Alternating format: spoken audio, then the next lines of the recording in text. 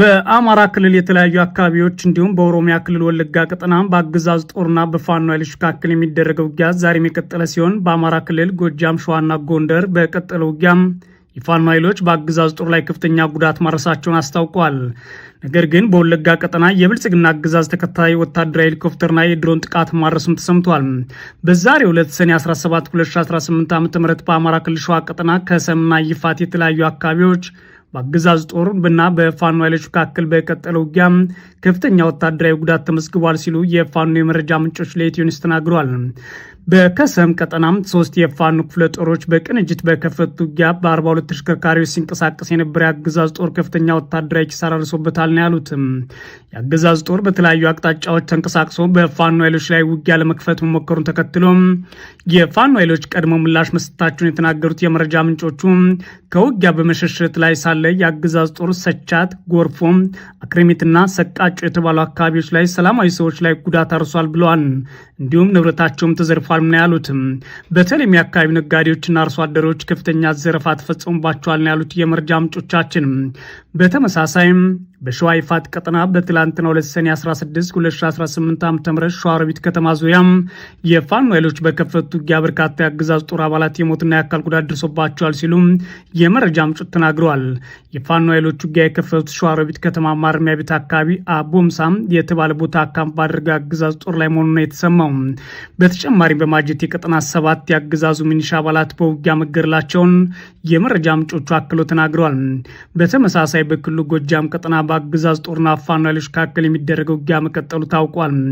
የአገዛዝ ጦር ለወራት በፋኖ ኃይሎች ቁጥጥር ስር ወደሚገኘው ደጋ ዳሞት ወረዳ ለመግባት መንቀሳቀሱ ተከትሎ ለተከታታይ ቀናት ከባድ ውጊያ እየተደረገ እንደሚገኝ ነው የፋኖ የመረጃ ምንጮች የተናገሩት። የአገዛዝ ጦር ከደንበጫ፣ ቋሪትና ድጓ ጽዮን የተለያዩ አቅጣጫዎች ከፍተኛ ቁጥር ያለው ሰራዊት አሰልፎ ውጊያ የከፈተ ሲሆን የፋኖ ኃይሎች በኩላቸው በአገዛዝ ጦር ላይ ከፍተኛ ወታደራዊ ኪሳራ ማድረሳቸውን ነው የመረጃ ምንጮቹ አክለው የተናገሩት።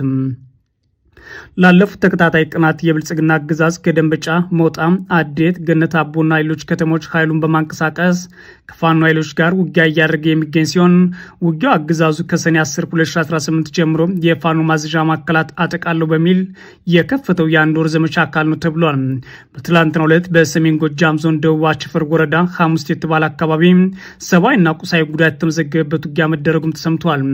በተመሳሳይ በደቡብ ጎንደር ዞን የሚደረገው ውጊያ ዛሬ መቀጠሉን የፋኖ የመረጃ ምንጮች ተናግረዋል። በዛሬው ዕለት ሰኔ 17 2018 ዓ.ም በዞኑ አንዳቤት ወረዳ መካነ ስላሴ አካባቢ በአገዛዝ ጦርና ፋኖ ኃይሎች መካከል ውጊያ እየተደረገ ይገኛል ተብሏል። ባለፉት ቀጠናት በጎንደር ቀጠና እስቴ፣ ስማዳ፣ ጋይንት፣ ደንቢያ፣ መተማና ደባርቅ የተለያዩ አካባቢዎች በተደረጉ ውጊያዎች ከፍተኛ ጉዳት መድረሱ መዘገባችን አይታወሳል። በሌላ በኩል በኦሮሚያ ክልል ወለጋ ቀጠና በአገዛዝ ጦር ራሳቸውን በሚከላከሉ የፋኖ ኃይሎች መካከል ከባድ ውጊያ መቀጠሉን የመረጃ ምንጮች ተናግረዋል። በምስራቅ ወለጋ ዞን በፋኖ ኃይሎች ከፍተኛ ወታደራዊ ኪሳራ ያደረሰበት የብልጽግና አገዛዝ በአካባቢው መጠነ ሰፊ ወታደራዊ ሄሊኮፕተርና የድሮን ድብደባ ማድረጉም ነው የተሰማው። ሰኔ 16 2018 ዓ.ም በአገዛዙ በተፈጸሙ የአየር ድብደባ ቁጥራቸው ያልታወቁ ሰላማዊ ሰዎች መገደላቸው የተሰማ ሲሆን በተለይም በምስራቅ ወለጋ ዞን ጊዳና አያና ወረዳ አንድ ወደ ዲቾ ቀበሌ አሊ የተባለ መንደር በርካቶች በጥቃቱ ተጎድተዋል ተብሏል። በተጨማሪም ዋጃና ጉልማ ቀበሌዎች ላይ ተከታታይ የወታደራዊ ሄሊኮፕተርና የድሮን ድብደባ የተፈጸመ ሲሆን የአገዛዙ መከላከያ በጥቃቱ የተጎዱ ሰላማዊ ሰዎችን ወደ አንገር ጉትን ከተማ ተወስደው እንዳይታከሙ መከልከሉም ተሰምቷል። በዛሬው ዕለት የብልጽግና አገዛዝ በአካባቢው የኢንተርኔት አገልግሎት ጭምር ማቋረጡና ውጊያ መቀጠሉ ነው የተሰማው። የቀድሞ የኢትዮጵያ ፕሬዝዳንት ሳህለወርቅ ዘውዴ ሹመት ተሰጣቸው። አምባሳደር ሳህለወርቅ ዘውዴ የተሾሙት የተባበሩት መንግስታት ዋና ጸሐፊ አንቶኒዮ ጉተሬዝ አማካኝነት ሲሆን ሰላምና ደህንነትን የማረጋገጥ ተልዕኮ ተሰጧቸዋል።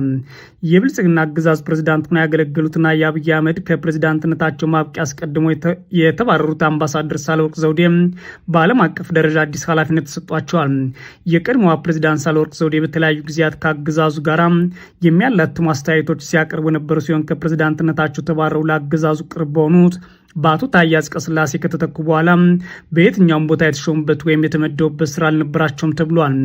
ኢትዮጵያን በተለያዩ ዓመታት በተባበሩት መንግስታት ድርጅት ጨምሮ በአፍሪካ ውስጥ በአምባሳደርነትና በተወካይነት ያገለገሉት ሳህለወርቅ ዘውዴ በሳህል አካባቢ ያለውን የፖለቲካና የጸጥታ ቀውስ በተመለከተ ለተባበሩት መንግስታት ድርጅት እንዲሰሩ ተሹመዋል። አንቶኒዮ ጉተሬዝ ሹመቱን እንደሰጧቸው የተሰማ ሲሆን ሳህለወርቅ ዘውዴ በዋናነት ቀጠናው ዓለም ቅርብ እንዲሆንና የሚረባ የማድረግ ግልጽ ሚና ተሰጥቷቸዋል ተብሏል። የተባበሩት መንግስታት ዋና ጸሐፊ ጉተሬስ ሳህለወርቅ ዘውዴን የአካባቢ ተጽዕኖ እንደገና እንዲገነቡ ሾማቸው ያለው የአፍሪካን ኢንቴሊጀንስ ዘገባ ነው። ሳህለወርቅ የተባበሩት መንግስታት ዋና ጸሐፊ ጉተሬስ በሳህል ውስጥ ተጽዕኖ ለማሳደር በሚታገልበት ወቅት በችግር የተዋጠውን የተባበሩት መንግስታት የቀጠናው መስሪያ ቤት ቡድን ለመገምገም ኃላፊ ይሆናሉ ተብሏል። በተጨማሪም የተባበሩት መንግስታት የዲፕሎማሲ አቅም ማሳደግና በምዕራብ አፍሪካ ውስጥ የመንቀሳቀስ አቅምን ወደ ነበረበት ለመመለስ ሙያዊ ግምገማዎችን በማከናወን መንገዶችን ይጠቁማሉ፣ ውሳኔ የሚሰጣሉ ተብሏል። የተባበሩት መንግስታት የምዕራብ አፍሪካና የሳህል ጥበቃ ቢሮ በፖለቲካና የሰላም ጉዳዮች መምሪያ የሚተዳደር የፖለቲካ ተልዕኮ ያለው የተባበሩት መንግስታት ድርጅት ያቋቋሙ ልዩ ጽሕፈት ቤት ነው። የተቋቋመው እንደ አውሮፓውያን አቆጣጠር በ2002 ሲሆን በሰዓቱ የተባበሩት መንግስታት ዋና ጸሐፊ ኮፊ አናን በጸጥታው ምክር ቤት ባቀረቡት ጥያቄ መሰረት ሲሆን የአካባቢውን ወይም የምዕራብና ሳህል ቀጠና ፍላጎት በማጥናት ለተባበሩት መንግስታት ግልጽ በሆነ ሁኔታ ማንጸባረቅና ለሚወሰኑ ማንኛውም ውሳኔዎች ተገቢውን ግብዓት መፍጠር ያስቻለም ነበር ተብሏል። ባለፈው ጥር ወር ድረስ እንደ አዲስ የተራዘመው ይህ የተባበሩት መንግስታት ድርጅት ልዩ ጽሕፈት ቤት በቀጠናው በዓለም ልምድ ያላቸው የቀድሞዋን የኢትዮጵያን ፕሬዚዳንት ሳህለወርቅ ዘውዴ እንዲመሩ ተሹሟል ተብሏል። ተመድ ሳህለወርቅ ዘውዴን በዋና ጸሐፊ በኩል ሲሾም አሁን ላይ በሳህል ቀጠና ያለውን እንቅስቃሴ የመገምገም ቀዳሚ ኃላፊነት ተሰጥቷቸዋል ነው የሚለው ዘገባው። የትግራይ ክልል መሪዎች ለወታደራዊ ግዳጅ ምልመላ ለማድረግ ኃይል የሚሰጣቸውንና ተቃዋሚዎችን እንዲቀጡ ወይም መንገድ የሚጠርግላቸውን ረቂቅ አዋጅ እንዲሰርዙ ሂውማን ራይትስ ዎች ጠየቀ። የሰብአዊ ተሟጋቹ ሰኔ 16 2018 ዓ.ም ባወጣው መግለጫ ህወሓት ረቂቅ አዋጁን ያወጣው በፌዴራል መንግስቱ የተሾመውን የክልሉን አስተዳደር ከስልጣን አውርዶ ከኤርትራ ብሔራዊ ውትድርና አገልግሎት ጋር የሚመሳሰል አፈሳ ከጀመረ በኋላ ነው ሲል ከሷል። ተቋሙ የአፍሪካ ምክትል ዳይሬክተር ላቲሺያ ባደር የትግራይ ተወላጆች ከሁለት ዓመቱ አውዳሚ ግጭትና ካስከተለው መዘዝ ገና እያገገሙ እንደሆነ ጠቅሰው የክልሉ ባለስልጣናት አሁን ባለው የፖለቲካ ውጥረት ሳቢያ ሲቪሎች ወታደራዊ አገልግሎት እንዲሰጡ ማስገደድና ጎን ለጎን ደግሞ የግዳጅ ምልመላዎችን የሚተቹ መቅጣታቸው የለባቸውም ብለዋል። የትግራይ ህዝብ ህልውናና ደህንነት ለማረጋገጥ የትግራይ ብሔራዊ ክልላዊ መንግስት ያወጣው አዋጅ በሚል ርዕስ የተዘጋጀው ረቂቅ ሰነድ በክልሉ ምክር ቤት እንደሚጸድቅ ቢቢሲ ትግርኛ ከምንጮቹ ያገኘው መረጃ ማሳየቱ መዘገባችን ይታወሳል። በረቂቅ አዋጁ የመጀመሪያ ክፍል አንቀጽ 5 ላይ እድሜና ጤና የሚፈቅድለት ማንኛውም የትግራይ ተወላጅ የክልሉ መንግስት የሚቀርብለትን የክተት ጥሪ ተቀብሎ የመሳተፍ ብሔራዊ ግዴታ አለበት ሲልም ይገልጻል። በሶስተኛ ክፍል ደግሞ የወንጀል ተጠያቂነት በሚለው የረቂቅ ህጉ ክፍል ስር በትግራይ ጦርነት ውስጥ ለመቀላቀል ወይም ለመዋጋት ፈቃደኛ ያልሆነ ማንኛውም ሰው በደጀን ወይም ደግሞ ግንባር ግዴታው እንዲፈጸም ጥሪ ቀርቦለት ያልተቀበለ ከሆነ ከ10 ሺህ እስከ 50 ሺህ ብር ተቀጥቶም ግዴታው እንዲፈጽም ይደረጋል ሲልም ይደነጋል። በትግራይ እየተካሄደ ያለው የግዳጅ ወታደራዊ ምልመላ በፈጠረው ስጋት ምክንያት በርካታ ወጣቶች ከክልሉ እየወጡ ወደ ቀሪው የኢትዮጵያ ክፍል እየሸሹ ሲሆን ሌሎች ደግሞ እዛው ተደብቀው ይገኛሉ ሲል ቢቢሲ ዘግቧል።